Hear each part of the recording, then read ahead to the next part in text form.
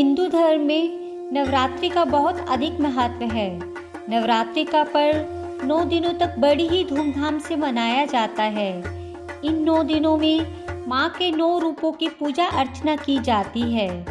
देवी दुर्गा के 5वें स्वरूप में माँ स्कंद माता की पूजा की जाती है।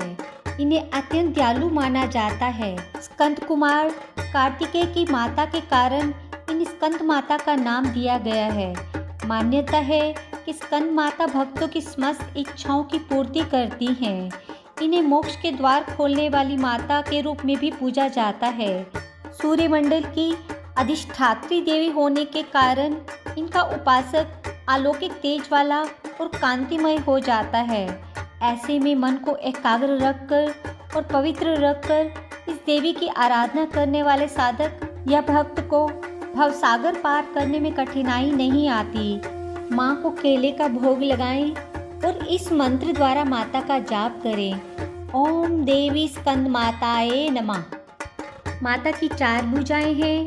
इनके दाहिनी तरफ ऊपर वाली भुजा में भगवान स्कंद गोद में है और दाहिनी तरफ की नीचे वाली भुजा में कमल पुष्प है।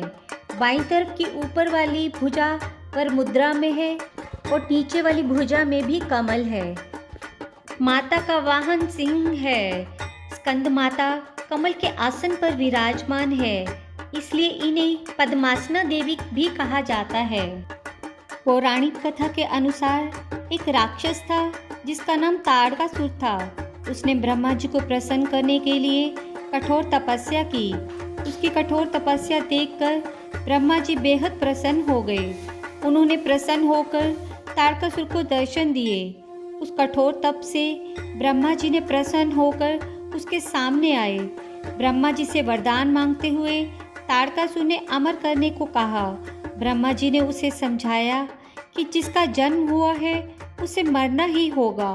फिर ताड़कासुर ने निराश होकर ब्रह्मा जी से कहा कि प्रभु ऐसा कर दें कि शिव जी के पुत्र के हाथों ही उसकी मृत्यु हो। उसने ऐसा इसलिए कहा क्योंकि वो सोचता था कि शिव जी कभी भी विवाह नहीं करेंगे तो उनका पुत्र कैसे होगा, इसलिए उसकी कभी मृत्यु नहीं होगी। फिर उसने लोगों पर हिंसा करनी आरंभ कर दी। हर कोई उसके अत्याचारों से परेशान था। सभी परेशान होकर शिव जी के पास पहुँचे। उन्होंने शिव जी से प्रार्थना की कि वो ताड़कासुर से उन्हें मुक्ति दिलाएं। तब शिव ने पार्वती से विवाह किया और कार्तिकेय के पिता बने। बड़े होने के बाद कार्तिकेय ने ही ताड़कासुर का वध किया। स्कंद माता कार्तिकेय की ही माता हैं। एक बार प्रेम से कहिए जय माता दी।